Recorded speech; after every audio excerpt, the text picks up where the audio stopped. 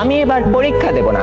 ইস, আমি যদি দেশের প্রধানমন্ত্রী হই তবে সবার আগে এই পরীক্ষা ব্যবস্থাটা তুলে দেব। যে 1994 বিতর্কে অংশগ্রহণ করছেন 6 জন।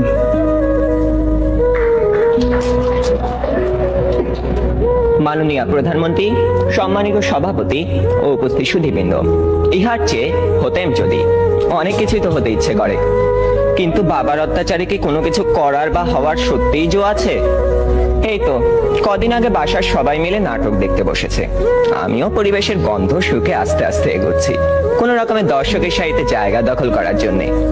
অমনি বাবা গুরুগম্ভীর কণ্ঠে আদেশ জারি করলেন, 2 দিন পরে তোমার পরীক্ষা, এখন তোমার এসব নাটক ফাটক দেখা চলবে না।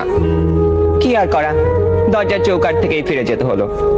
যেতে যেতেই শুনতে পেলাম নাটকের ছেলেটি তার বাবাকে বলছে, আমি এবার পরীক্ষা দেব না।